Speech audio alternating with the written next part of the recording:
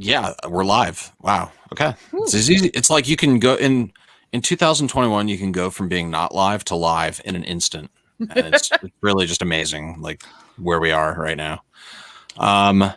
G Money and Chris Runt. How are the two of you doing?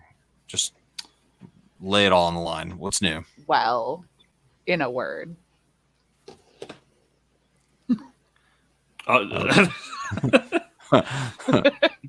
Right on.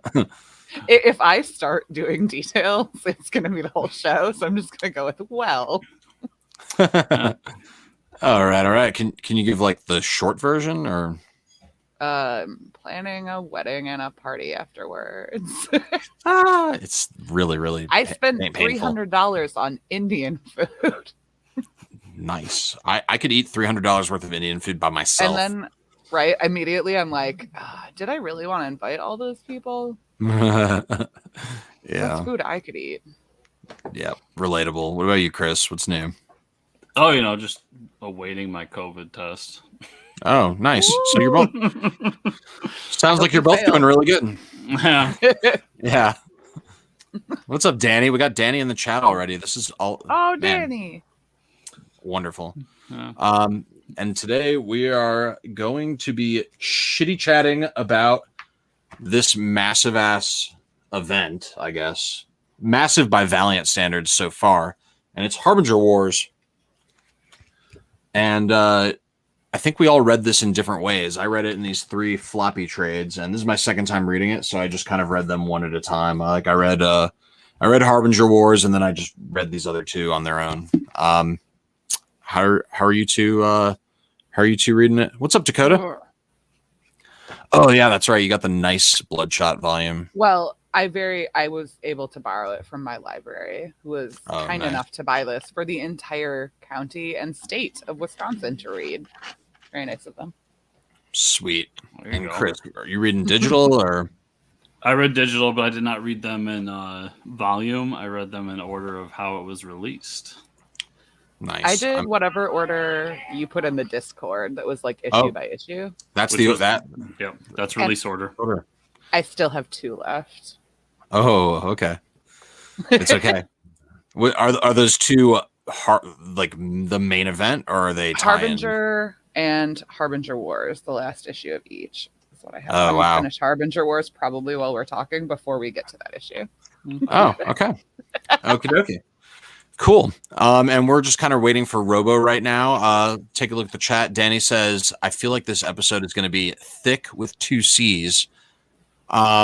It very well may be. Maybe it's I think it's an acronym because it's all capitalized. Now I gotta go check. All right, let's get to this Google. Urban Dictionary. I know what Explain thick yourself, means. Daniel. I don't know what thick means, but I have kind of figured out what it means within the context I've seen it in. I think thick refers to thick in a bootylicious kind of like alluring large butt kind of way. When a person has fat in the right places. Is that what it says? That is the definition on Urban Okay, Dictionary. you remember M'Baku's thighs? That's thick. Okay. I'm sorry, was that not the star of Black Panther for everyone else? That's right. Yeah. Now I know who you're talking about. Yeah. So I think we were all right on our guess as to what thick was. So cool. This episode is going to be very thick. It's going to be very fat in all the right places. So I agree. Get ready. Cool. So I don't know how much longer I'm going to waffle waiting for Robo, but if you are just joining the chat right now, we're about to talk about Harbinger Wars, and this is the first Valiant event since 2012. Like all the titles have been very like contained, and this is where we start to see some interconnectivity. It starts to create like what we would typically associate with a superhero universe or just a shared universe. It doesn't involve Exo Manowar, which I think is a major negative because that would have been fucking cool. But it is a crossover between Bloodshot and Harbinger. Just before we even get into the details, in as few words as possible, what would you say is just like your initial reaction? You can use a sound too. It can be like a whoo or like a. I can't do a Judah. I just can't do it. 2/3 really good. 1/3 kind of too much. Okay. All right. I'm interested to kind of dig into that. What about you, G Money? I think my biggest complaint is like I don't love all the characters, but I don't think I've ever loved all the characters in an event. On the positive side, no tea, no shade. XO Man of War who? Like I did not miss the absence of that. I didn't even think about that character until like I realized I hadn't been thinking about the character at all. So like I was thoroughly entertained. I'm still trying to finish. So not boring. Not a boring event. That's all I've been thinking about. One character annoyed me, but the rest of it I really enjoyed. It better not have been Animalia because I love Animalia. Oh my god, I love her. What a cool idea for a character. When she first showed up, and like you see her kind of construct, I was just immediately like, "Say more right now." Doesn't it look like crazy on the page? Like at first, I was like, "Wait, why does it look like this?" And then when they explain it, yeah, they explain it, and you're like, "Oh, well, I guess that does make sense." I just like I want to see her in a TV show. Like I want her to get added to Teen Titans or something. Yeah, that's definitely a gem that should be dug up again sometime in the probably in about like 15 trade paperbacks from now. But yeah, Animalia is cool. I like it. I liked it less the second read than I did the first read. And I think that was just because knowing how it ended, I felt I mean, I'm not going to give away too much right now on the front end, but I felt like there was a lot of really good buildup, and it ultimately didn't go in a place that I found satisfying. So, yeah. However, it's not the end of either of those runs, and it's not the end of that particular line of storytelling either. So, maybe it shouldn't be conclusive since it's kind of like a mid-run event.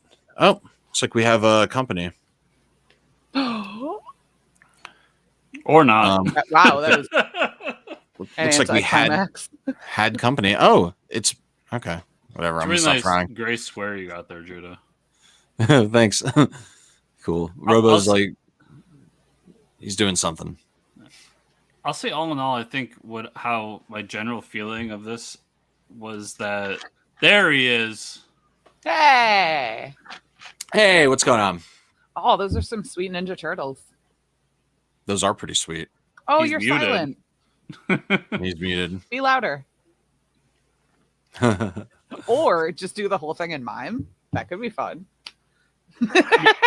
Robo, if you want to be really inclusive, you should sign this whole episode. Danny said cool if we could do that. It would be really cool if we could do that, actually. that would be right. Interesting. I'd definitely be interested in seeing that at some point. Danny said Bloodshot and Harbinger make sense like Wolverine and the X-Men. I know they're not exactly parallels, but it's there if you look. I see what you're saying. Yeah. I think it's good to have a gruff old guy around a bunch of kids, like in a fictional sense. It's a fun dynamic.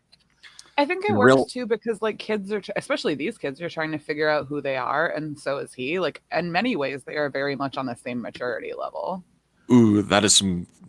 That's I never thought about it like that, but that's some good analysis for sure. Like they're going through something similar. Testes. Hey, yeah, I got you. Hey!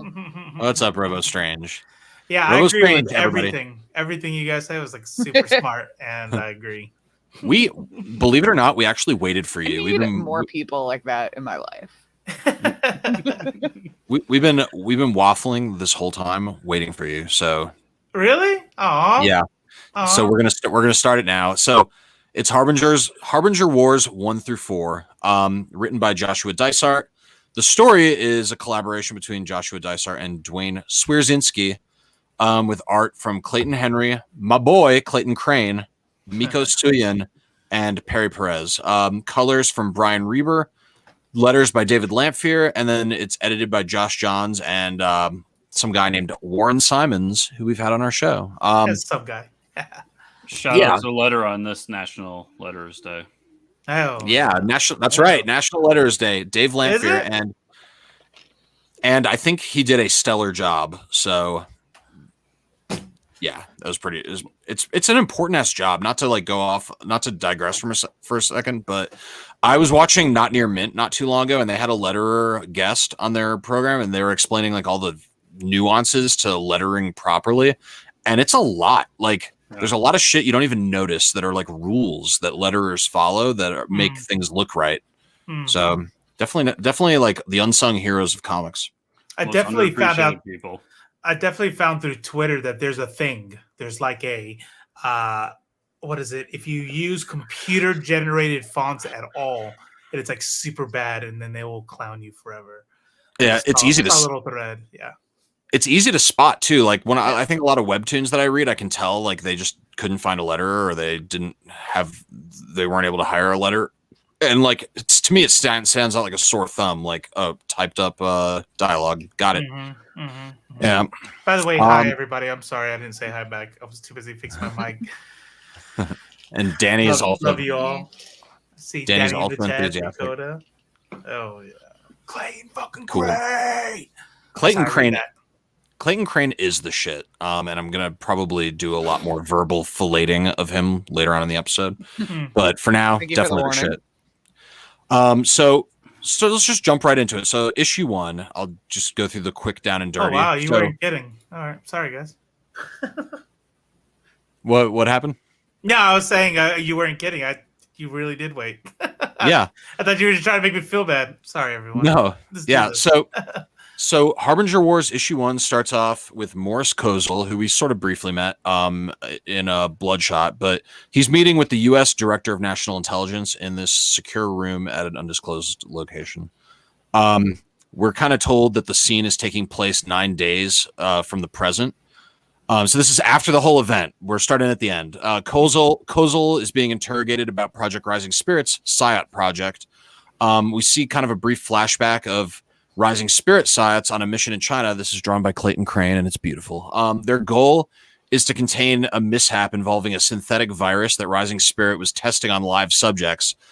Super fucked up. They were like, it looked to national security like they were selling biological weapons to China, but what they were really doing was testing them on Chinese prisoners.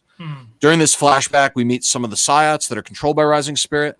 The mission was successful, despite the fact Rising Spirit was saving the world from Rising Spirit, which is pointed out in the interrogation scene. Next, we're with the Renegades. They are attacked and killed by Bloodshot in what ends up being just kind of Peter Stanchik having a vision of a possible future. So it's a big fake out. Once he becomes lucid, he's still in his little like dream state thing. He finds himself psionically in the presence of the Bleeding Monk.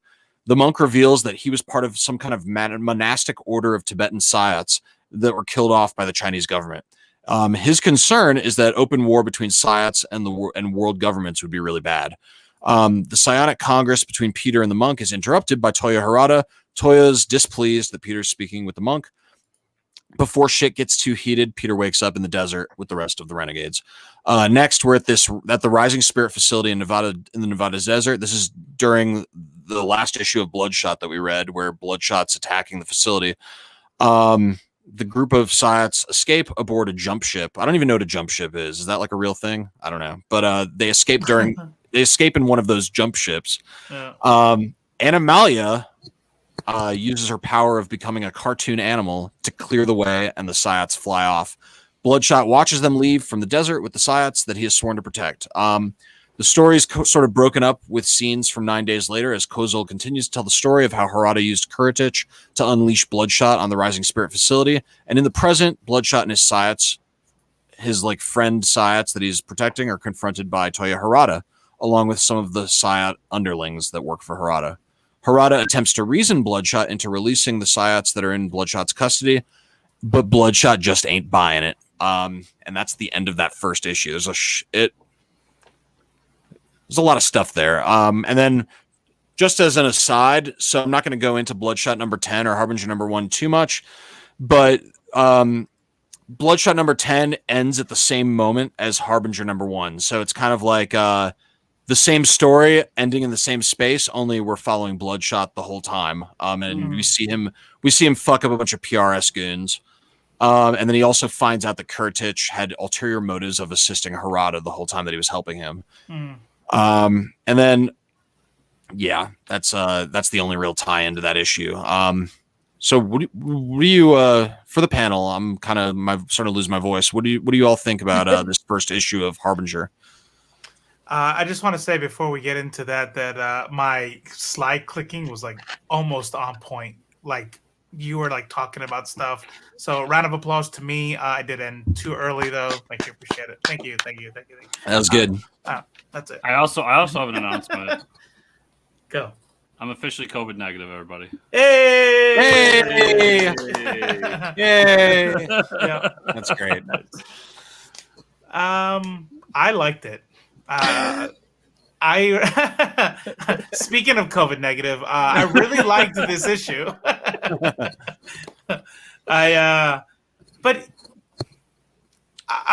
Actually, I'll say this, and I'll keep mine brief. I think most of this stuff I'm gonna like, and I think I'm going to only point out things that like stand out to me, like whoa, that really like, you know what I mean? Because it's all like that kind of like action, you know, kind of shit. But nothing really stood out beyond a normal like bang bang shoot 'em up comic book kind of thing. I think I want to start here because this is going to be my through line through most of this. I think this would have worked better as a crossover, and this would have been a really good like issue alpha to start us off. And I thought this was the best issue of the Harbinger Wars mini as a whole. I liked it from there. The kind of the side issues. I enjoyed ironically enough, I enjoyed Harbinger and Bloodshot more than I enjoyed Harbinger Wars proper because we dig into more detail. Although my one big complaint was the way I read it. It felt like I was kind of reading the same events over and over too much. Yes, that's definitely a good criticism. It's a good thing I skipped those. That was good. That's why I kind of feel if we did this as like Harbinger Wars 1 was like an alpha, and then we just went back and forth between Bloodshot and Harbinger to tell the story, and then like ended it with an Omega, you know, kind of like what Marvel does a lot. Yes, I completely agree. It was kind of like the structure of the the structure of the event is very tedious because you think about getting these as they're coming out and you're excited, you just read Harbinger 1 and then Bloodshot 10 comes out and you're like, oh shit, what's happening now? Are we going to see the fight with Toyo Harada or like, what are we going to see? And you're just kind of going back in time and you already sort of know what happened. Like, oh, there's another fight scene here with the Rising Spirit people, but whatever, So yeah, like I definitely think the Alpha and Omega with the issues in between would have been a much better format. What did you think, G? Okay, so I actually really liked the going over the same stuff over and over again. Okay. And I have a reason. It's a very well thought out reason, but I can't tell you because it's spoilers for Candyman, which you should go see. Oh. All right. Okay. Now I'm going to be watching it with that in my mind. Like, all right, how does this tie in? It does. It's a similar ideas. What if I'm not going to go see I can Candyman? give you a non-spoilery one. Like, so when you watch Buffy and Angel, there are episodes that tie together, and like you can watch them totally separately. But if you watch them like 1, 2, 1, 2, like you can see they're referencing the other, and like. Phones ring when people call, and the other one, like, it's all timed out correctly. Oh, and I really liked that about this. Like, the attention to detail was so good. Like, from one, I think it's when Toyo Harada is confronting Bloodshot or someone, and you see it from two different, like, literally from two different angles, not just two different perspectives. Sure. And, like, the position is the same, but you're just seeing it from, like, it was from the artist's continuity perspective, I think it was really well done. I agree with you there. Yeah, definitely agree on that. My favorite part of this whole first issue of Harbinger is the very last panel where Bloodshot just fucking like. So Toyo Harada, he's like, right now he doesn't see Bloodshot as even like any kind of threat. He's like, this dude, this is a tool that I used to break these kids out of Rising Spirit. And he's like, I'm just gonna fucking tell him what he wants to hear. I'll be like, I'll take these kids off your hands and you can go on your merry way. But what he didn't anticipate is that Bloodshot gives a fuck. And then he raises his gun. He says, it's time you heard the news, friend. I'm everybody's problem. And I was just like, oh, yeah. Like, fuck yeah. It got me excited, Plus, it's like two characters that haven't met yet. Like, we've been reading about Toyo. We've been reading about Bloodshot. And now it's like worlds are colliding. It was just exciting. It was exciting beat, Yeah, I kind of wish I could have read this as it was coming out, because one of the strengths, I think, of this event is the last panels of each issue had me so excited to get to the next one. Yes. Yeah, it's good stuff. Mm-hmm. And they do kind of expand. That whole part does get expanded on in the first Bloodshot tie-in. But it's like a little bit different because he goes, well,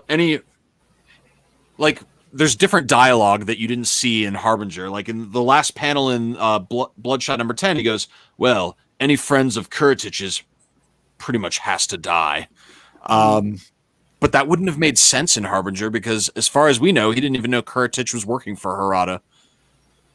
So, I agree with G-Money on this one that like the kind of the connectivity between the tie-in issue with the actual event issue is very like interesting and like well edited, I guess. Yeah.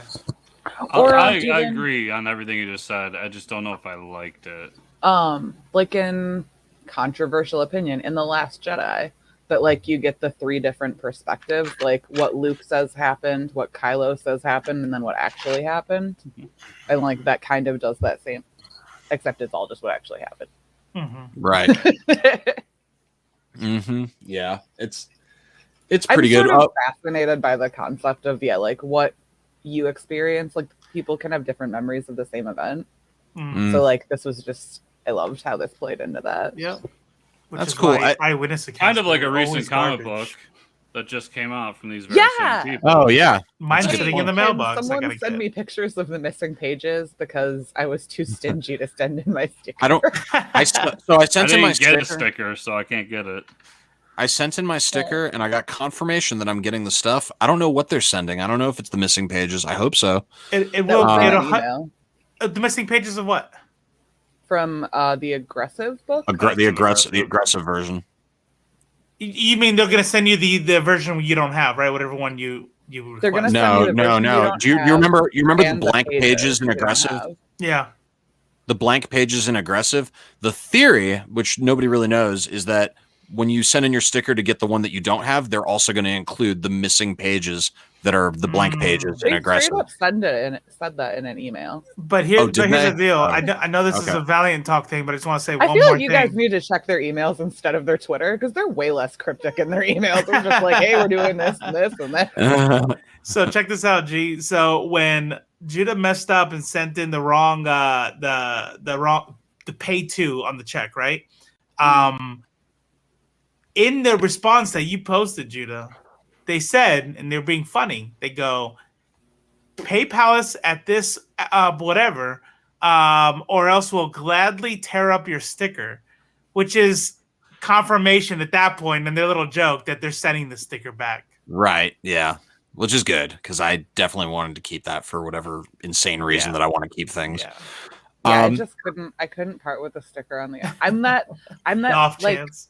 Yeah, like if there's, pick A or B, but that this is going to be a good thing, but you could have the thing behind the door. I'm picking the thing behind the door. I have to know. I don't care what it is. I just have to know what it is. Yeah. Yeah.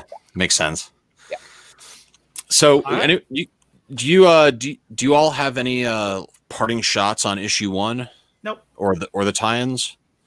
So, issue 2, before it even begins, one thing I liked about it is we get a little bit of a visual breakdown of the various players involved in this crossover.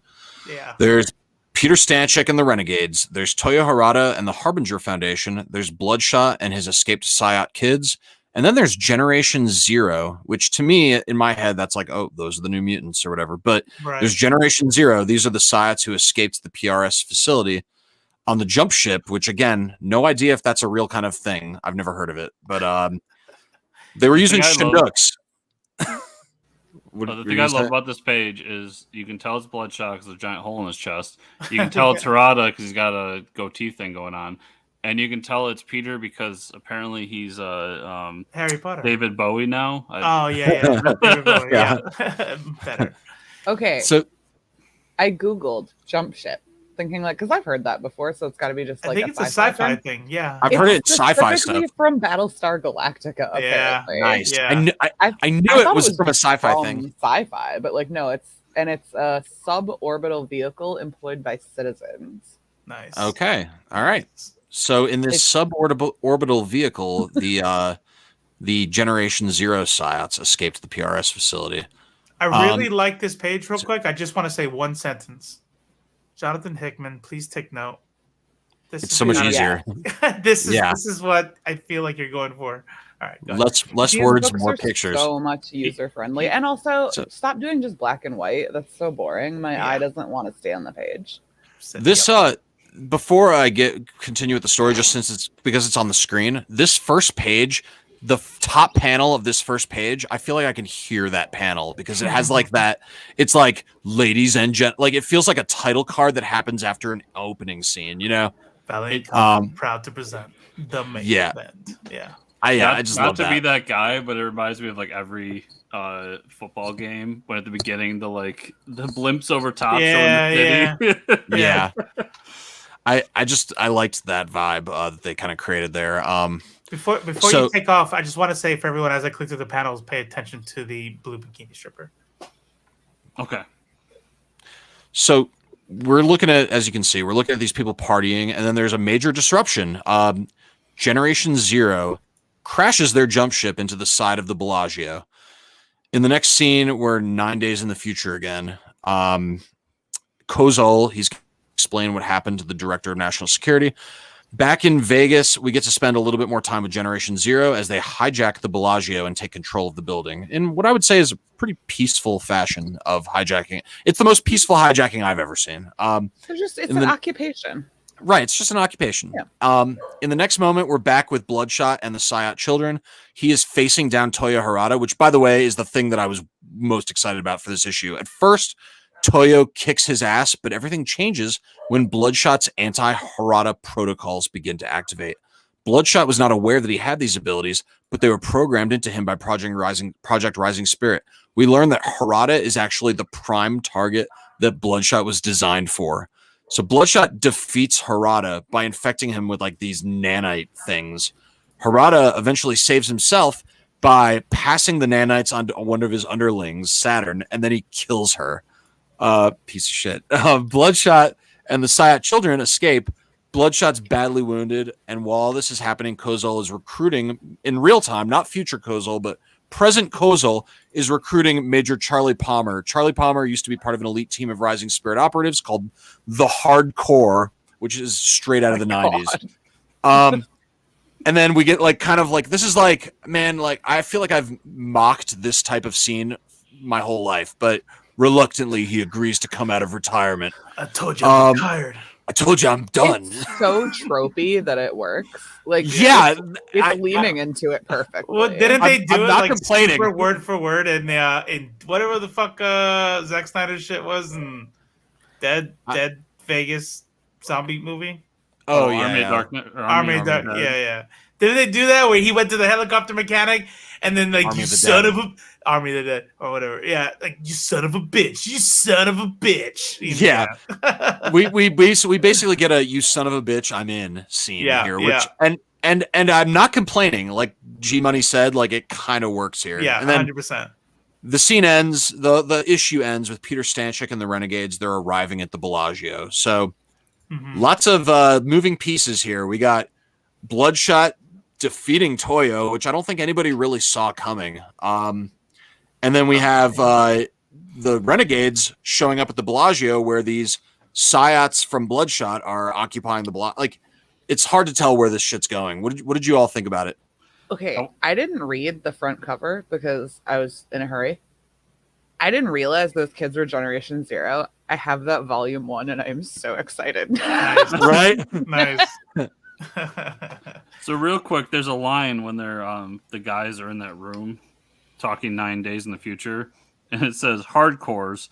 Mr. Kozel, let me guess, Rising Spirit is run by a bunch of frat boys. And he goes, the Harbinger Active Resistance Division Strike Team, sir, was decommissioned in the 90s. In the 90s. Yeah, I did catch that. Yeah. Which, yeah, definitely a little bit of a meta humor about what the 90s were like with comics. Yeah, I love that. So my deep literary takeaway here is I just wanted to. It was the thing that jumped out to me is we get a little mini story, like not a B side, but like a C side, where here she is dancing, and then she's the one jumping away. It's like this is a little mini movie going on just with her, and then it's like boom. Then she is again laying down, and then we see how her story ends down here.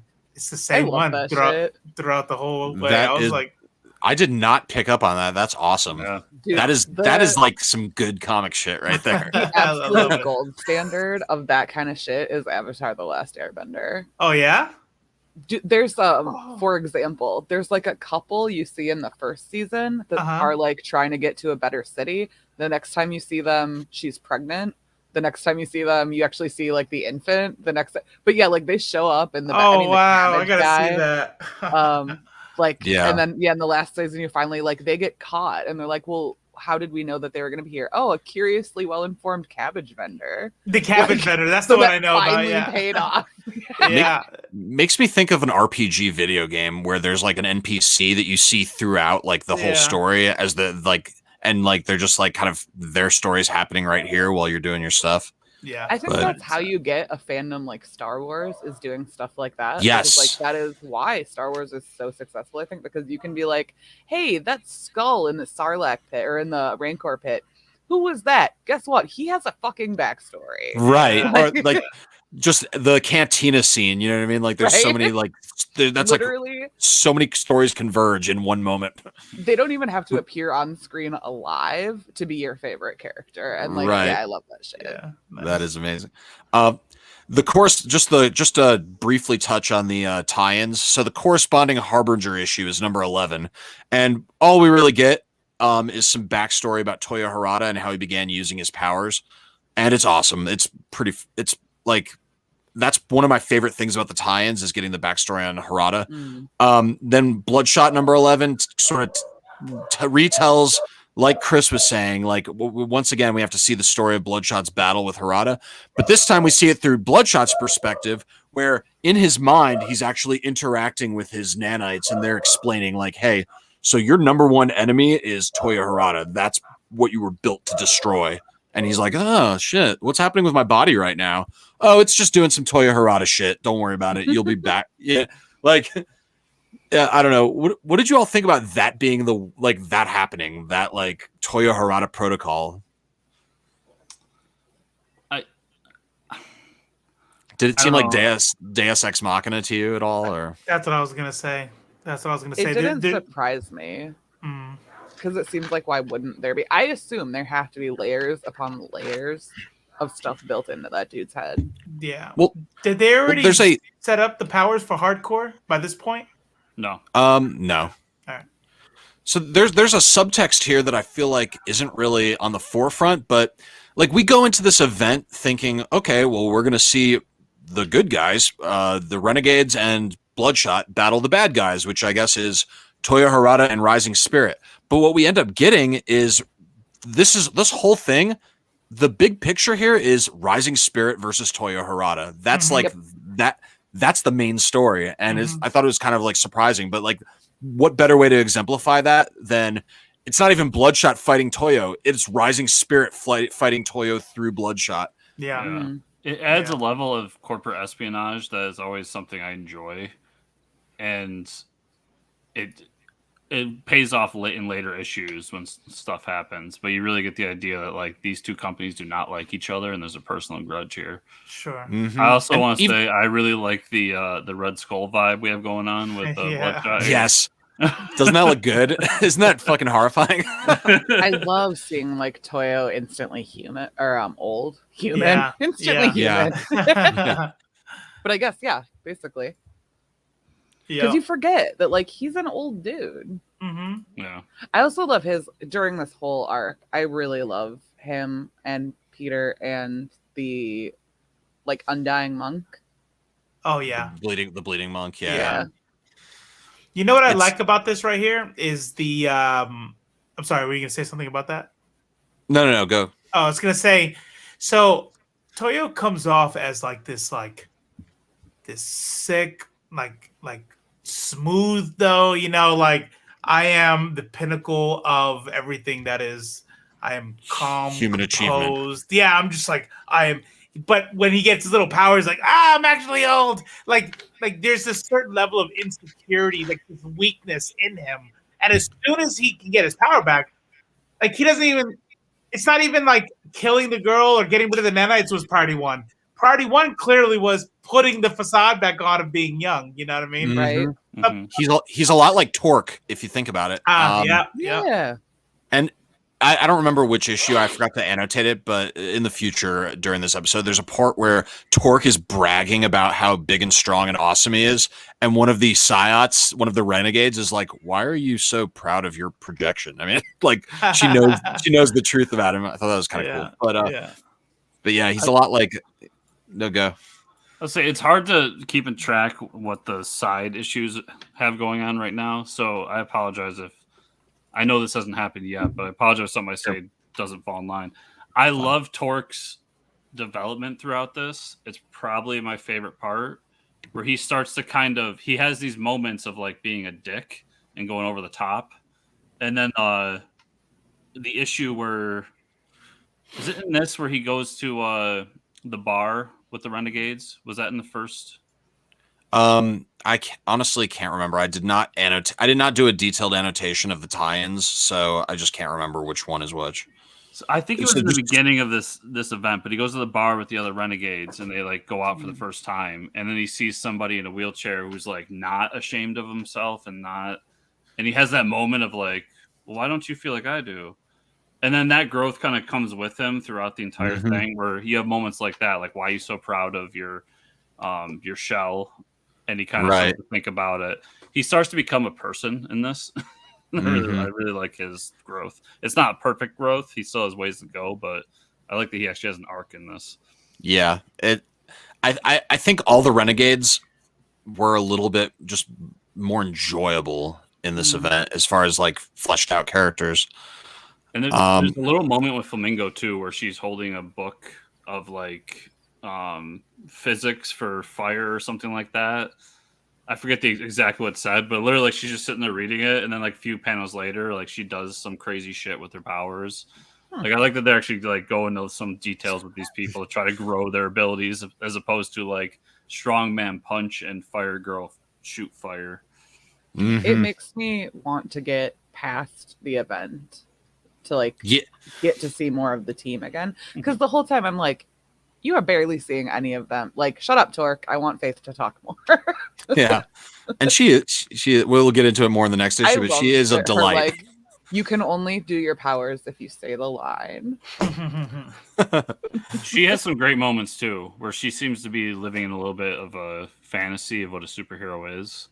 And then she kind of realizes like her like standing up for her and just like, no, like I'm not here because like we can take advantage of people. I'm here because I want, like, she's naive, but at least she is she stands by her morals. She's a hero. She does. Yeah. But there's also moments where she like kind of breaks out of it and is just like, yeah, that's a comic book. That's not real life. And I like that maybe too. She gives me kind of like Peter Parker, Kamala Khan vibes. Yes. Yeah. Of like, yeah, I could definitely see that. Are you at all worried that she's going to lose her innocence or something, or like her kind of naivete? Or I'm not worried. I think it's necessary. I think I'm not a fan of naive Childlike, people. yeah. Yeah. Like, I think that's entitlement. Yeah. I have yet to meet like a person of color really who has that like childlike, like that's kind of a white lady thing. Right.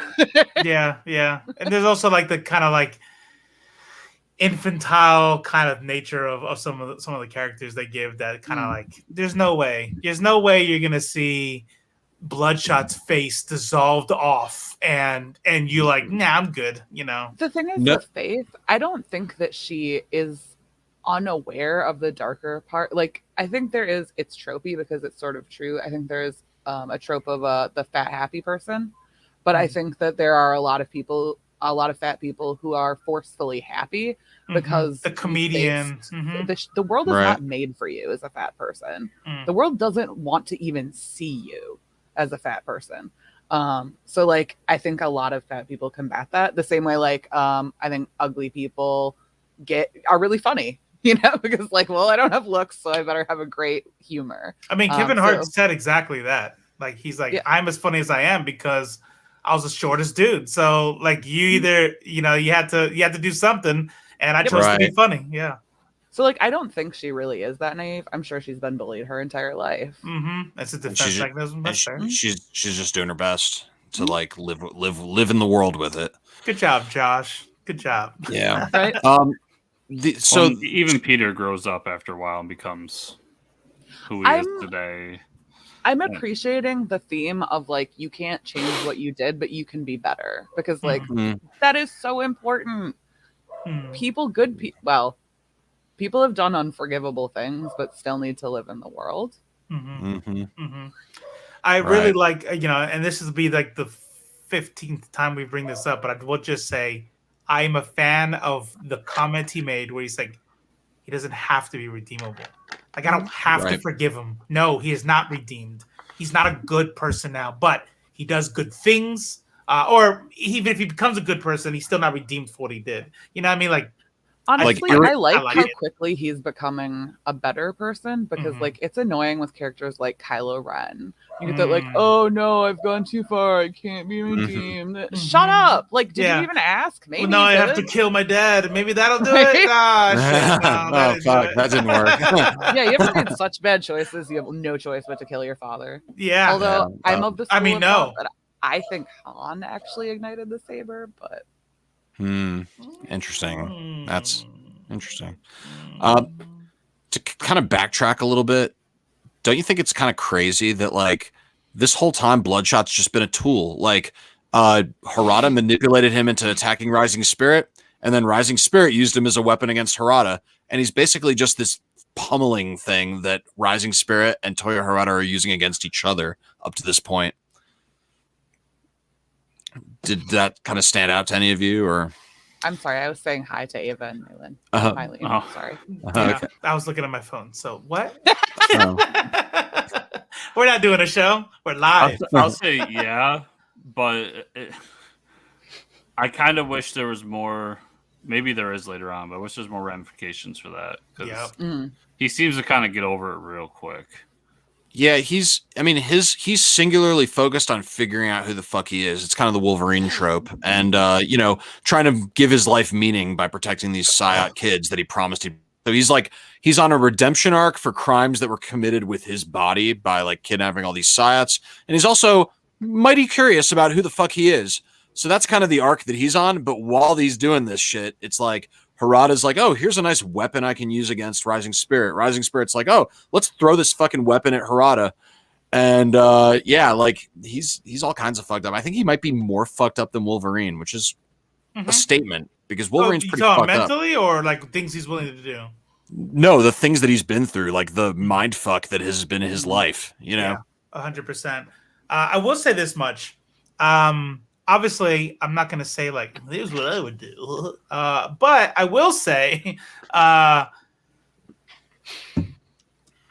if I black out and I wake up and like, I'm covered in blood, I'm going to be like, oh, my God, why did I get so black out that I murdered a bunch of people, right? Or something. But if I was like, oh, wow, somebody, like, controlled my brain and implanted me with this government chip, and then I get it out and I'm like, I did what? Oh my God. I'm gonna be honest with you. I think I would like. I'd be like, okay, where's my family at, or where do I need to go, or like, like I wouldn't. I don't know if I would care in the guilt sense of the things I did when I was not in control of myself. Because you know what I mean? Like blacking out alcohol is different because you did the alcohol thing and now those things are the result of that. But if something else is controlling me, I don't know if I'm like really like Yeah.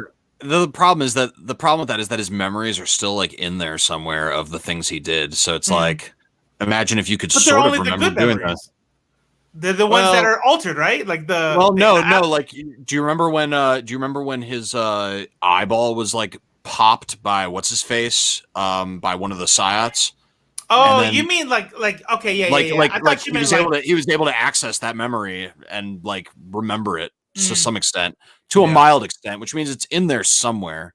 So it's still like sort of part of his identity, whether he likes it or not. Yeah, sure. Yeah, I don't know. So this kind of ends on like this, like we could tell it's building up to like this big, like everyone in the same place kind of thing, which I think is what we all want at this point. Issue 3 starts off, we're in the Nevada desert. Catherine, one of the Psyot children that's traveling with Bloodshot, is psionically communicating with her brother James, who's a member of Generation Zero. She ends up telling Bloodshot, who's wounded like horribly from his fight with Harada, to take her to where her brother is at the Bellagio in Vegas. So now we're 9 days in the future, which, by the way, there could have been less of these, but 9 days in the future, Kozel, he's answering questions about the Renegades. He knows very little about them except Pere, who he considers to be a dangerous and violent threat, correctly. Now we're at the Bellagio. We're treated to a very fun and silly couple of panels of Faith trying to befriend Generation Zero. Meanwhile, James, the brother of Catherine, warns the Renegades about Bloodshot, who they all still believe to be a threat. They explain that he's on his way. Our perspective as the reader alternates between Bloodshot agreeing to help Generation Zero and Generation Zero explaining to Pere how dangerous Bloodshot is. Pere begins to realize that it was Bloodshot who killed him and all of his friends in that vision he had in the first issue. And now we're with Major Palmer. He's with Rising Spirit, and we're learning a little bit more about the Hardcore. They're a super soldier program. They're these team of super soldiers that have been enhanced by Project Rising Spirit.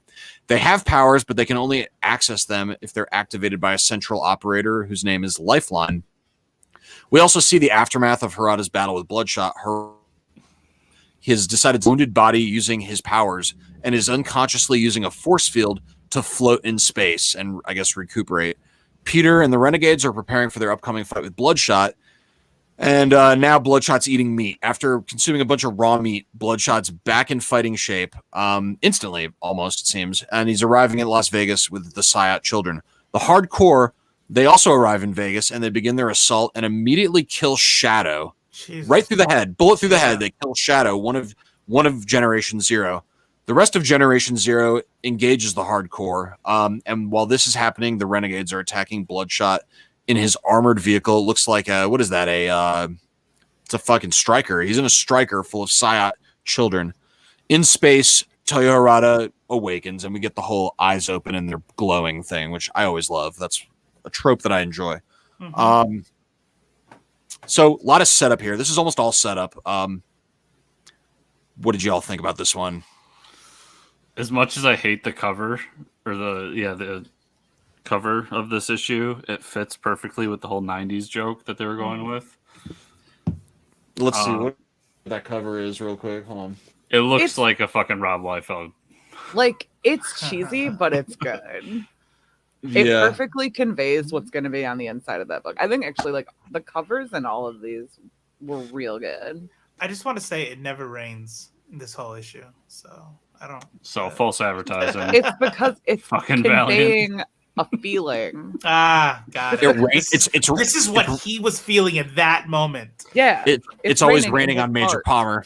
That's right. Yeah. Let's see who did the cover. Like he doesn't seem like the type of guy where a rain cloud follows him. Oh, hey, can you go back? Go try to the twins. Whoop. Do you like that? Does anybody else think it's really cute that the twins that are connected psychically have unibrows? Yes. I love that. Yeah. Like, that's such I feel like subtle ass symbolism. That was a choice. That was a choice. Like, Right? they're siblings. We should give them a feature. Them both a feature. Well, and I like that it's an identical feature that is connected, like the same way they are. Ah, right? yeah. Identical and connected. Like, Yeah. that was such clever character design. I love Generation Zero. I love them. I'm so hyped to read that after this. Oh, you're gonna Like, I'm gonna a die sucker for any like young adult team book. I don't know why. Gen Zero is the team for you within the Valiant Actually, universe. I do know why. It's because my first book that I read on my own was Gen X. Well, Interesting. more Gen. I More got Gen to meet stuff. Chris Bacalo and tell him about that, and it was amazing. That's awesome. So there's a story thing in here that bugs me, and I don't know if I missed something, and that's very possible. But the two are connected. They're talking. So the Bloodshot's like, "Let's go to Vegas." I know what you're gonna say. Why did at no point did one of the twins say to the other, the one with Bloodshot, preferably, like, "Bloodshot is here to help you. Don't attack us." Right. That's Well, a they huge couldn't. hole. They didn't get to start talking until they finally got close to each other while everybody was the whole time they're like, I feel them. Like I can barely feel her. Like they weren't like, hey, I'm coming. Oh yeah, I'll be right there. Like they weren't communicating. That's not how I took that. I also what you assume just they're had with the twins stupider that apart. G just pointed out. Yeah. I got the impression they were talking to each other there. Yeah, I kind of got that impression as well, but I mean, now I can't. Did you see the? Okay, let's fucking read it right now. All right, here we go, guys. Here you guys right now. Just kidding. Can you hear me, sister? James, it's so faint. Just impressions, like you're coming through like a dream. When I reach out, all I find. When I reach out, all I find are echoes, images, symbols. All that matters is still alive. See what I'm saying? Like there's like, yeah. Okay. But Okay, even that's then, fair. when they're close to each other, they talk again. Hey, real quick, Bloodshot's not bad. You know, Yeah. don't send everyone to I kill mean, him. but does the other one know? Are they conscious of what? Like, okay, so this one knows that Bloodshot's good, but does that one know that the other group thinks he's bad? I think so. after Torque takes out the truck or whatever that is, that's when I would be. And like, if there was a moment of calm somewhere in there, I've been like, "Yo, guys, like, we're cool, we're good. Well, Can you kids tell are your friends?" Notoriously stupid. Yeah. True. So what happens in these tie-ins, like Harbinger 12, we're just seeing more of Harada's past, and really shines a light on the underlying theme of this whole thing, which is he's very hostile towards Rising Spirit. He doesn't want them activating Psyots. He's very protective of the Psyot community, and Rising Spirit just sees them as a commodity. So he hates them. And they've been at war for generations. Additionally, we see the Renegades when they first arrive in Vegas, and we get to know Generation Zero a little bit better. Just some really good character moments. Bloodshot 12 focuses more on Bloodshot recovering from his wounds prior to arriving in Vegas, and going through a few more Rising Spirit dudes just for good measure, which is always fun. It's like the Bloodshot issues are fun, and the Harbinger issues are interesting, you know? In the Harbinger issues, is this where we learn that the Project Rising Spirit guy is actually the leader? The leader of the character, not the leader. Does anyone know what I'm talking about here? Nobody reads Hulk. The big head dude, yeah. Oh, yeah. I get what you're saying. Because he takes his like weird alien hat off, and like his brain just sticks out huge. He basically becomes that character, and I was like, okay, I guess that's a choice. Yeah, gross looking. Yeah. Super gross looking. I liked that though. I'm excited to get there now. Yeah. Yeah. So I like this chapter, this issue number 3 chapter. Overall, like pretty enjoyable. I just I kind of ended it wishing a little bit more had happened within that issue. You know what I mean? Like it felt like a lot of in a 4-issue arc. The issue 3 is always going to be that though. You know, it's always going to be that. Like let's set up a finale. The connective tissue. Yeah. Mm-hmm. Yeah, but it felt like the entire issue was just let's give Hard Corpse or Core or whatever the hell their name is a bunch of moments. Mm-hmm. Yep. Yeah, and their pieces they're fucking terrible. Like they shoot that girl through the head right out the gate. Right. Yeah. Well, the lead guy says might have been this issue says like I had to go to the middle of nowhere because I literally got into a fender bender and almost killed a guy. Killed his family. Almost killed his whole family. Yeah. Mm-hmm. So they're bad. So they're bad, but it also makes me think that they were trained to be bad. Right. Well, here's the thing, and I'll say this with some active duty background. Oof. When you hear some of the vocabulary that they use on the roof, they're like little terrorist fucks or these terrorist killers. You know what I mean? Mm-hmm. And I'll just say, I've talked to a lot of people about this. Even in uniform, I've talked to people. Integrity, this and that. And like, yeah, man, I wouldn't do that. I'm like, really though? Really? I mean, is there no way to sell this to where you wouldn't do the thing? You know what I mean? And there is some sort of sell. So now I don't think these are comical villains like I love killing little girlies. No, I think what they are super fucked up people who have taken in, the terrorist, cool, 9-year-old dead. You know what I mean? Like they've rationalized something in their head. And I think it says something that the dude was like, I'm gonna go live in Alaska because I know I'm fucked. I'm fucking bad. To me, like characters like this or Punisher are so over the top to the point that I cannot take them seriously. And the fact that you're like, I don't know, I can relate to this with people I know. It's just like, what? Yeah, it's true though. Yeah, I definitely. It's 100% true. Yeah. So I can see that. So somebody without that perspective goes, "Oh my God, stop!" But I'm literally like sitting next to people who have gone like, "Fuck him," was a future terrorist anyway, and I'm like, "Oh my God, like what?" And I could not do what you guys do. Not to get too into it. I don't want to get too into it. I don't think Robo does either. But we've observed that type of brainwashing. And we've experienced that type of brainwashing that leads to that. So it's it's insidious. They're very believable characters. Like I'll give your brains just a hug. Yeah. What's funny is I gave somebody a what if one time, and it was a chud kind of person. I said, okay. Like, you don't think this would happen like to American citizens? No, I wouldn't. Like, military's not going to do that. Not to our own American citizens. I was like, okay. So like. Antifa knocks down the gates and they start going towards White House, and you get the order to fuck them up. What are you doing? He's like, I'm fucking them up. I'm like, bro, this is how those are American citizens. It took me 3 seconds to get you to, you know what I mean? Like, and he's like, yeah, but you said there were so many. I'm like, okay, whatever, we're done. like within our grandparents, or depending on how young your parents are, grandparents' lifetimes, we literally locked up all of the Japanese people in the United States into prisons for no reason, because we thought maybe that some of them might be spies or something. We locked up many, not that it mattered, right? Because you're already wrong in the first place. And many non-Japanese people, because they couldn't tell the fucking difference. Yeah. So, like, you want to talk about what people will and won't do? Like, soldiers will usher an entire race of people into camps if it's sold the right way, you know? Yeah, because they don't think they're the bad guys. All right, press. Check out Nazis are real. So kind of move into the move into the I think it was relevant to the hardcore. 100%. Yeah. I was the comic. It's good.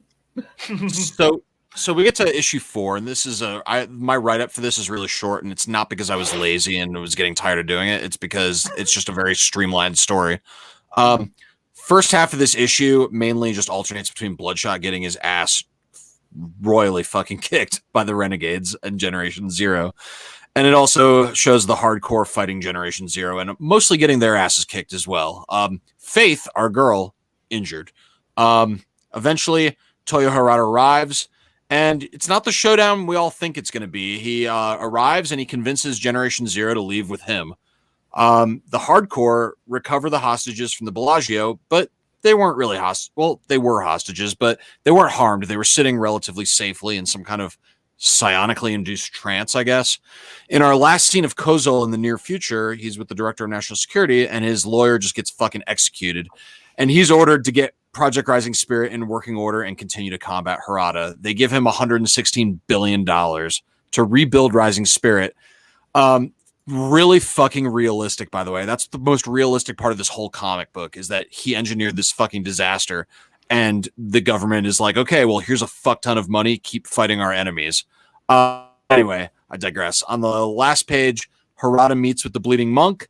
We learn that the Bleeding Monk manipulated Peter. He lied. The Bleeding Monk lied to Peter and convinced him to attack Bloodshot. And then the monk ominously implies that there is more conflict ahead. And then the tie-ins, Bloodshot 13, we just watched Bloodshot getting his ass kicked by the Renegades from Bloodshot's perspective. And then Harbinger 13 and 14 sort of alternates between scenes of Toyo Harada battling Rising Spirit in the past, specifically to stop Syot activation, and then the Renegades battling Bloodshot and his Syot children in the present. So this is just a big story where Bloodshot gets the shit kicked out of him. But yeah, that's it. That's Harbinger Wars. You'd think I would be sick of watching get the shit kicked out of him, but I'm not. They do make it really fun because he just gets ripped up. He just gets fucking hammered. Yeah. And I find I know I might be the only one here. I find Bloodshot extraordinarily likable. I like Agreed. Bloodshot a lot. But he's just constantly getting his ass kicked. Yeah. Yeah. I think I've never been more surprised to like a character than Bloodshot. Yeah, right. Did you not like Wolverine as a character? Okay. Wolverine was my mom's favorite character. So like as a child, I had an oversaturation of Logan as a character. Mm-hmm. And it has stuck with me into adulthood. That like I am just already by the age tired of 8, of it, or sick of that character. Yeah. Okay. Interesting. Do you know one of my life's greatest regrets? Like it's why I don't watch that movie often. It is the fact that my mom never got to see Logan, because like that's the movie she wanted. And like you bastard. Damn, that sucks. So would you say your childhood was a little weapon excessive? Yeah, very. That's actually a really good. That's an accurate. So, what I think about Stop.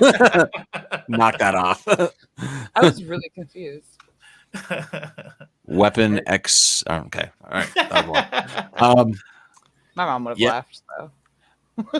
I think the real kind of magic trick that they performed with this arc is shifting our focus to Project Rising Spirit, because at first they just seemed like some generic thing, but like I think Joshua Dysart is already thinking about Imperium, which is I think an even better series than Harbinger, but really like the big scale fight is just Rising Spirit versus Harada, and I think they represent different things. Like I think Rising Spirit represents everything Joshua Dysart hates about the military industrial complex and capitalism. And I think Harada kind of represents like everything Joshua Dysart hates about, I don't know.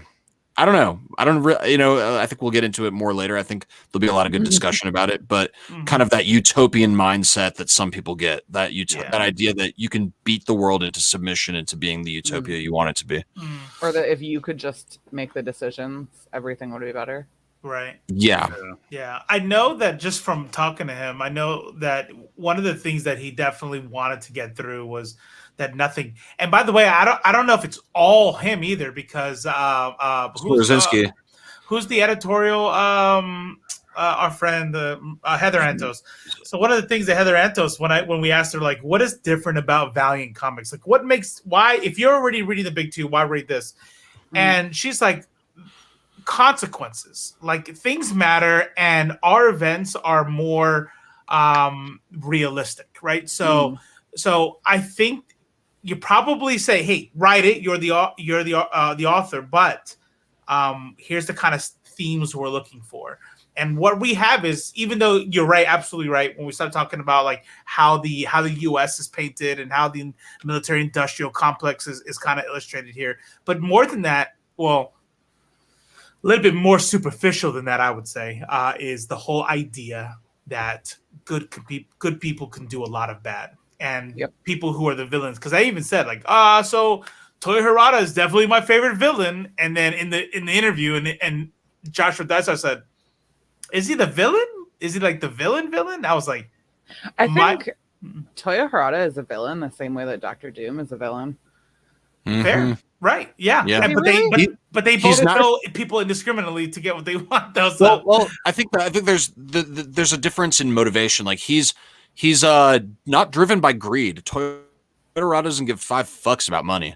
He's driven by what he thinks is the way the world should be, which is ideologically driven, which I think it's kind of hard to paint someone as a bad guy when they're ideologically driven, because yes, they could be a bad guy. They could do terrible things, but their motivations are still selfless to some extent, even, or at least they think they're selfless when, although it is kind of selfish to think the best way the world should be, but it's not material. Meanwhile, Project Rising Spirit, they really just want to control the world and be rich, like make as much money as possible. They want to manufacture problems that they're the only ones that they can solve them, like with the China thing in the first issue, I loved that like oversight committee or whatever they're talking to, who are like, because they're like, we actually saved you guys. And they're like, yeah, from a problem you created.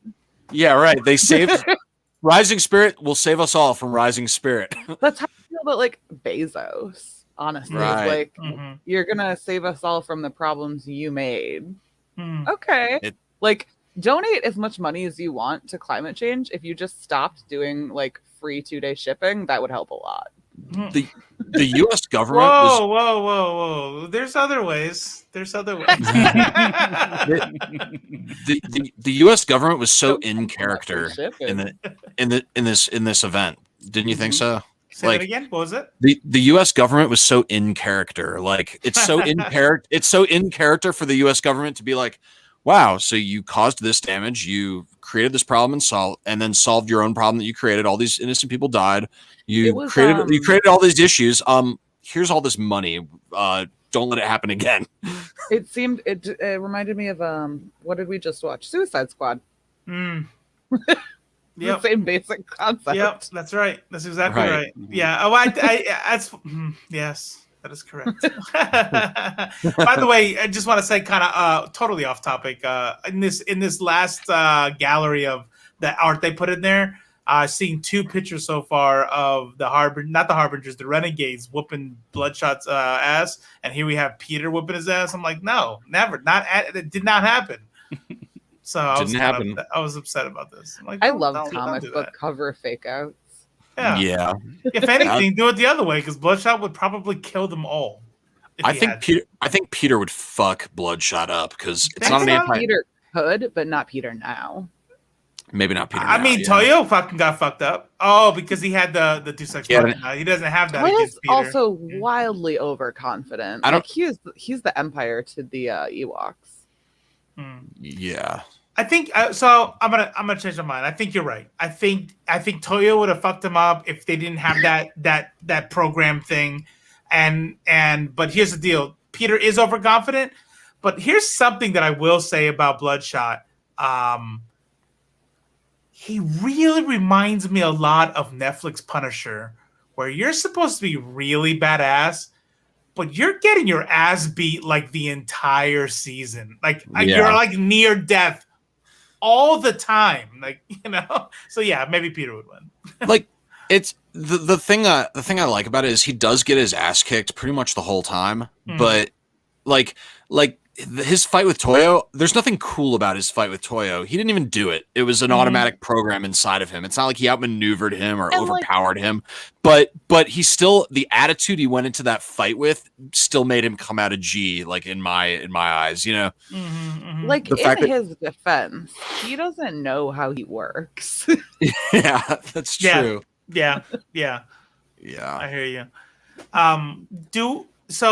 Have you read Faith, or you've experienced Faith more because you've read a bunch of, right?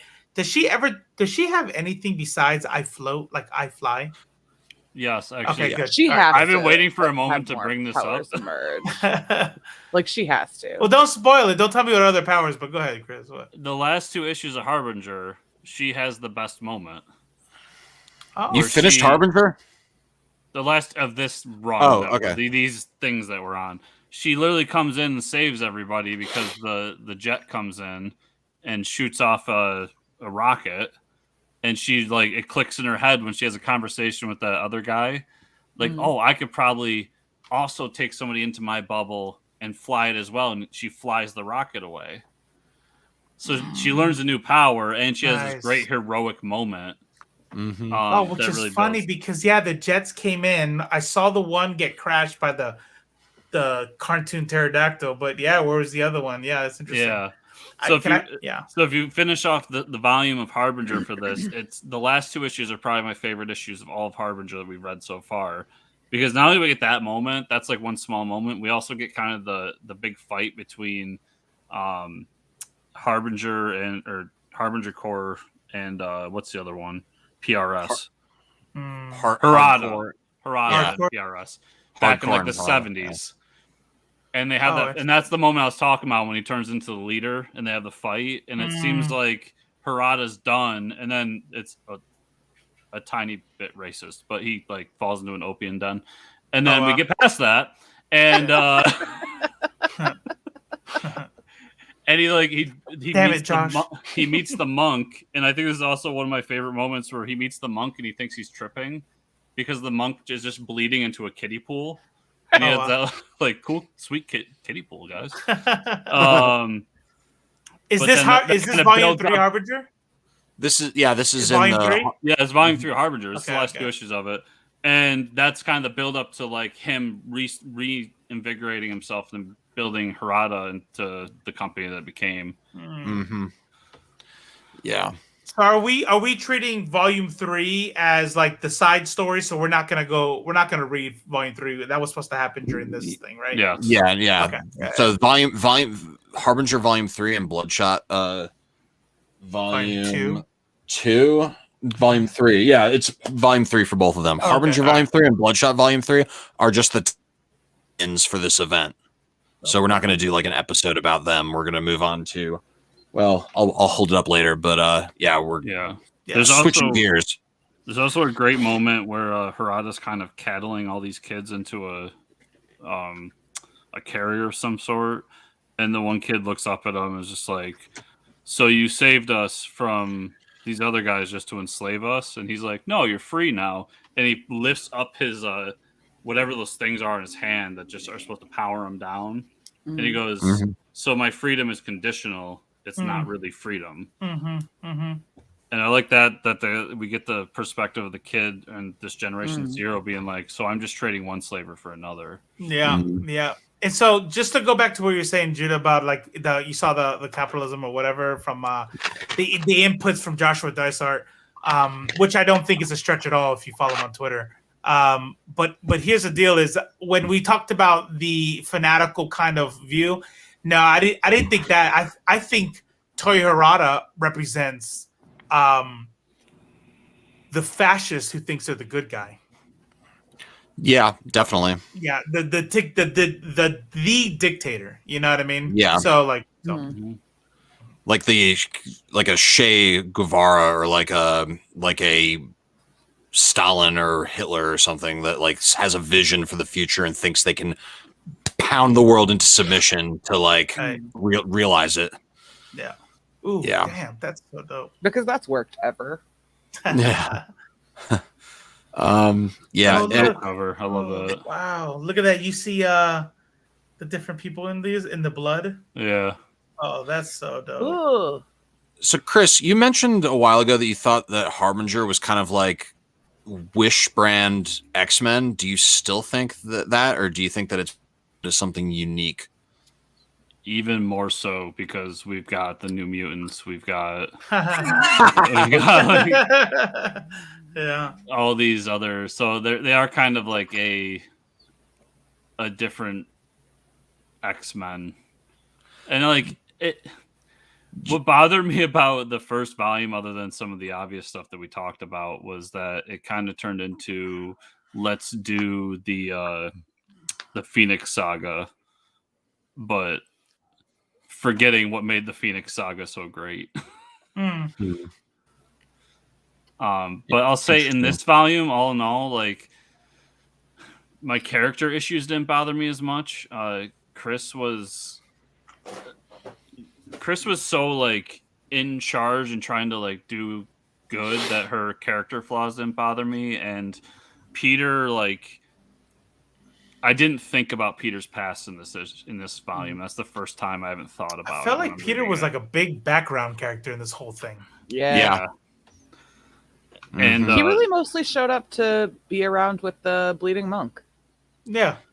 Yeah. Like, to get his ass whooped by Bloodshot. Yeah. He's good when he's role not was like, hey, go put Pere here. He's gonna get them in that direction. Now go fuck off somewhere. I do like the direction they're taking Chris in, because like she kind of reminds me of like the Janet Van Dyne of the group.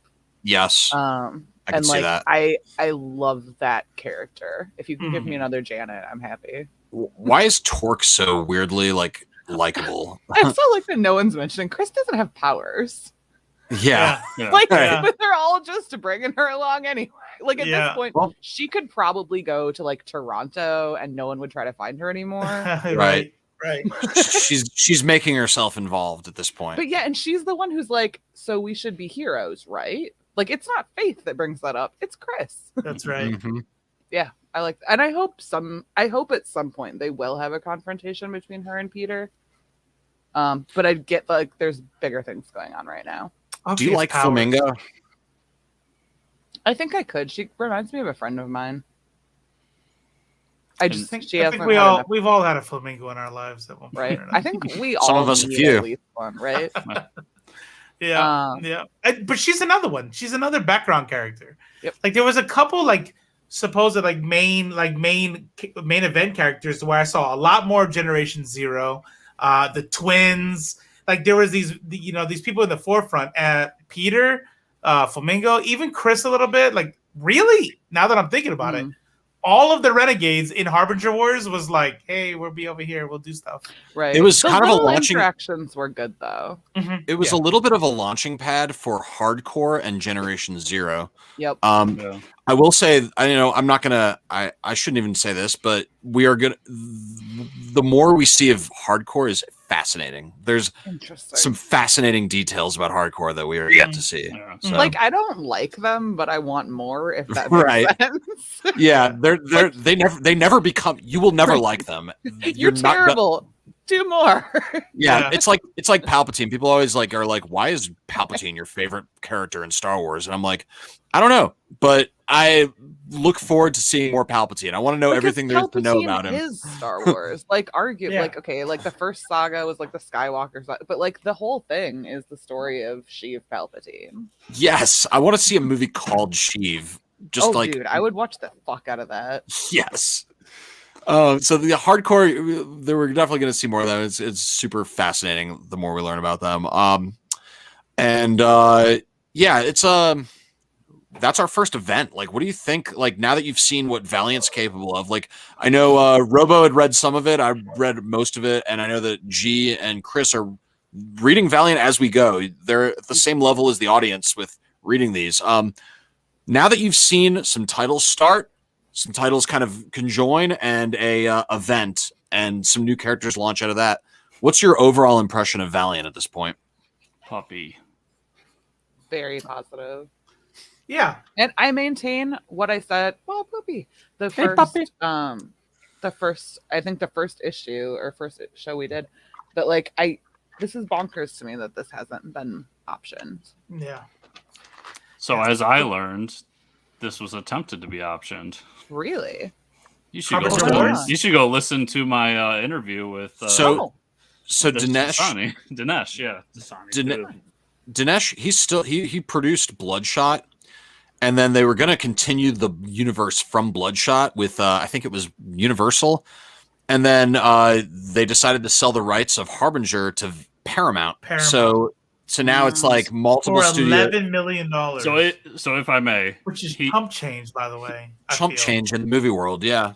He told us in our interview that Sony wanted all of Valiant because they wanted to create their own Marvel-like cinematic universe, which would have been awesome, by the way. Which he didn't want because he wanted all the different cinematic universe. He wanted everything to compete with each other. He thought that was better for the Valiant brand. So what he did pitch them on was to take Bloodshot and Harbinger and to get their own little mini universe that would end in Harbinger Wars. That's what he told us. Selling all of the license to Sony to do the thing like DC and Warner Brothers Would have been brilliant. Fucking dope. Would have been dope. The VCU. Yes, but not to Sony. Yeah, that's a good point. I have lost faith in Sony because of all of the botched Spider-Man movies. Like, how do you take one of the two most popular and most recognized characters in comics and just make these kind of like mediocre movies? You know what's funny though? And Fox is not much. All you have to do is wait 10 years, and everybody will say those were the best ever. And you know, I fucking hate all of them. Except for The Last Jedi. Like, people are gonna die hating that just as a matter of fucking principle. Yeah, that's true. It's become your entire personality at this point. So, Judah, what was the original question that we? The original question. Oh, what do you think about I know everyone here reads a lot of Marvel. I know you all read DC. This is another superhero universe that you're kind of just dipping your toes into, and we've just got to a major benchmark, the first event. So yeah, just looking for like overall impressions up to this point, and what you would want to see going forward. I would definitely recommend this to when friends are like, "Hey, what should I read? I want to start reading comics." I will never ever recommend DC or Marvel unless there's like, I want to read Black Widow. But this I would absolutely recommend to a newbie reading comics. And I love that. I love having a connected superhero universe I can recommend because I've never had that. Well, isn't it cool? Like when you read DC or Marvel, it's like, even like I've read fuck tons of Marvel, and even I still read like something and I'm like, I don't even know who this guy is. Oh, I don't even know what they're talking about. Or I guess this happened maybe, but like I'm still lost in the sauce, even having read. I'm looking at these mountains of comic books, you know? So it's like, it's inaccessible even to people who put in way too much time, you know? Meanwhile, with Valiant, like, look at us. We just read an event where we've read literally every single thing leading up to that event. How often do you get that experience, you know? Not often, right? Manga, and that's it. Manga, yeah. Like, there's like a certain joy that you can achieve reading Valiant by getting to these events and knowing all the players and all of the background, instead of with the next DC event. I'm going to read it, and half of it I'm just going to have to guess at what happened leading up to it. I mean, I'm doing that in Justice now. I'm like, Dead Man. It's funny because right. Oh my god, Dead Man's awesome. Dead Man is awesome. It's something that I've been praising Marvel for recently in the past 5 years, because a lot of their understandably, you can't read everything and you're going to miss some things. But a lot of their events recently have been read Nick Spencer's Captain America, it leads to Secret Empire. Read Donny Cates' Venom, it leads to King in Black. And read Chip Zdarsky's Daredevil, it's going to be Devil's Reign. So it's funny you say that, because I think that Marvel is taking that key in some ways. Now they can't be perfect because they have 80 years of shared universe to deal with, but I'll say with cool this, to get it on the ground floor. Yeah, I'll say with this, I still stand by. I wish this was a crossover and not an event. I think it would have flowed a lot better if we did it in that way and had like one shots in between. I would like to have seen this bound as just one book. Which I'm sure there's a omnibus somewhere out there, right? There's a Harbinger Wars Deluxe hardcover. edition. Yeah. I don't know if it includes all the tie-ins. No, there's no. I don't know. I've looked. You know me. I've looked for omnibuses, like big fat ones, and it seems. I think Valiant only did the deluxe editions. Can I just mention how every time I see you streaming, I just stare at the beautiful hardcovers. Oh yeah, and like I have like so many of them like sitting here because I want to like. I do this thing where I'm like, you know what? If I put it over there, I'm never gonna read it. So I sit here. And if I wasn't embarrassed by the state of my desk, I would show you I am just surrounding myself with comic books that I'm not reading. You've seen my totes of books. Yeah. Is that Doctor Strange within arm's reach? That Doctor Strange little tote bag thing? Oh. Wait, who are you talking to? You, G. I don't have a Doctor. Yeah, Strange. you know the thing that holds your comic books in. You carry it around. Oh, it's behind me. Oh, okay. I mean, I could go. I have to stand up, but yeah, I have my. It's the book of Vishanti. Yeah, that is super dope. So, G, if I can, what I always recommend to people, especially people that are like really into the MCU and are like, I think I want to try comics, and they want some sort of shared universe. The Ultimate Universe. Oh, fair. Because you can kind of do what you're doing with Valiant with that. Yeah. We could do the show with the Ultimate Universe, and trust me, at some point it gets super convoluted. But that's just, I'm sure Valiant at some point gets convoluted too, and it'll crash right into the main timeline too. Get convoluted. The Ultimate Universe is interesting because the Spider-Man in the Ultimate Universe is many orders of magnitude better than main continuity Spider-Man at that time. Yeah. And the X-Men of the Ultimate Universe is like many orders of magnitude worse than the X-Men of main Marvel continuity. Have you guys picked up your comics yet? No. Yes. No. Okay, so out this I'm in week they have a quarantine. reprint of the first appearance of Miles Morales. Yes. Oh, I didn't see it. So yeah, I just threw one of those on there because why not? Who wouldn't want? Oh, that? you talking about the And trade? Yeah, no, it's They a did, floppy. The True Believers. No, It it's doesn't a, have that on the cover. It's an just exact. a- Oh, nice. It's a 1-for-1 Yeah. reprint of it. What are they called? Facsimile. I need to get. Oh, the facsimile. Those are the ones I Yes. like. I got to get my hands Yeah. on that. I love the facsimile. This one? Ooh, No. no, No, it's Fallout. Ultimate The first- #4. That's a reprint of his first issue and the first appearance.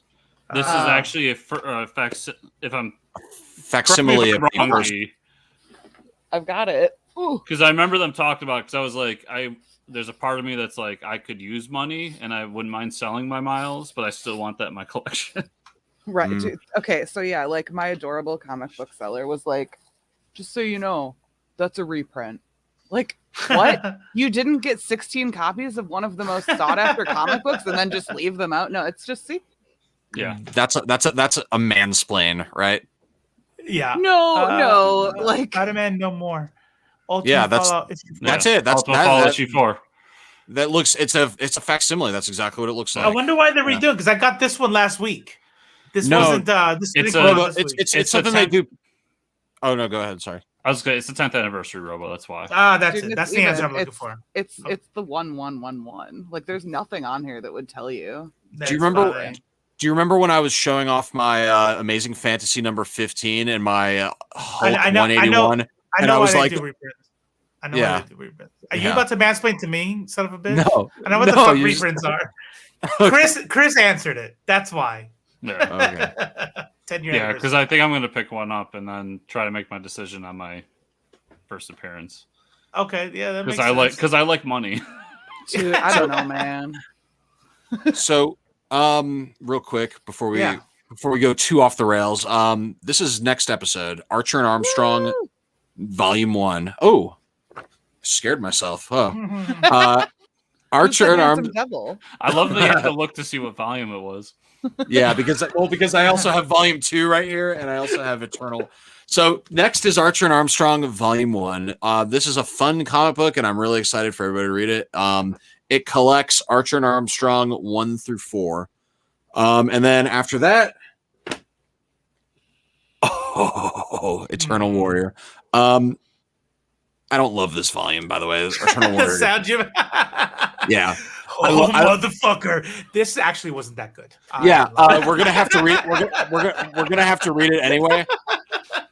We got to read it anyway because it's Club Valiant, and we read all Valiant. But I think I'll be.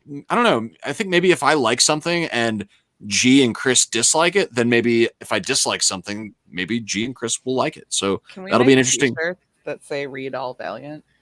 Yes, Ooh. that's a good.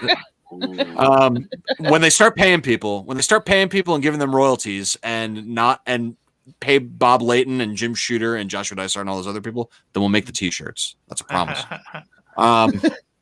And make But money yeah. off of another license. Read all and they'll- Valiant. and they'll tell Pay us your a artist. cease and desist. Yeah. Take this off your fucking t-shirt store, motherfucker. Like, And then after Eternal Warrior, then we go back to Archer and Armstrong with Volume 2. So those are the next 3. So All if at you once? want to, Or no. So- The next episode. Yeah. so next episode, Volume 1 of Archer and Armstrong. The episode after that, Volume 1 of Eternal Warrior. It's not even Volume 1. It's a short run. It's just one book. It's like a mini of Eternal Warrior. Oh no, it is Volume 1. I was lying to you. So then this, and then after that we got volume 2 of Archer and Armstrong, and these do also tie in with each other, so that'll be kind of fun. But awesome. Yeah. When do we get Quantum and Woody? That's coming. I mean, here, just real fast. I'm going to speed through this. Gotcha. This is what we got on the menu. So we just did Harbinger Wars. We got Archer and Armstrong 1. We got Eternal Warrior 1. Archer and Armstrong 2. Archer and Armstrong 3. Shadow Man 1, which is fucking great. Ooh. It's Justin Jordan, and I can't fucking wait to get to that because I love Justin it. Jordan, ooh. Shadow Man 2 and Shadow Man 3. So we got 3 back-to-back Shadow Man books. Man, I can't wait for you guys, for you people to read this. Then only then do we get Quantum and Woody 1 and 2. So I'm told there's a talking goat, so I really want to read that. You're gonna like it. I think so. If I were to make predictions now, I think Robo is not gonna love Archer and Armstrong as much as he loved Exo and Bloodshot and Harbinger. I think G Money and Chris are gonna prefer Archer and Armstrong to anything we've covered so far. Not my boy. And now I want to hate it. The one that I think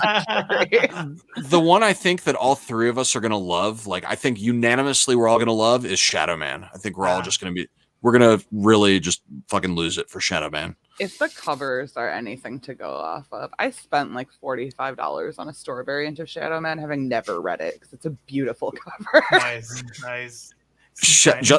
Justin Jordan's Shadow Man is so good that like there was a noticeable drop in quality when he left the title and someone else took over the title. It's instantly noticeable that it's a different team. So does like your butt clench when you hear that a different team is taking over a book you really like? Yes. Oh my God. Yes. It's the worst. Keep the same teams always, unless you get a better one. Which they've been. I almost cried when bouncing around with Miss Marvel, and it's stressing me out. I almost cried when they said Chip was done with Daredevil. I was like, no, please don't. Yeah. I need to find that run. I keep looking everywhere, and it's never probably because people buy it. It's a great run. I really recommend it. But I'm a big Daredevil fan, so I tried the Mark Waid run, and it was. I like it. I thought you said the microwave one. I love that run, but if you're not a Daredevil guy, it didn't seem if you're like not a Daredevil person. It's tough to get into because it really does draws a lot. Let's not do Daredevil for a little while. You'll notice that's not one of the ones I'm giving away though. So I liked it that much. Okay. Yeah. I love that run. That run's fantastic. I don't know how this crowd feels about Fuller, but his Daredevil run is stellar. I like it better than his.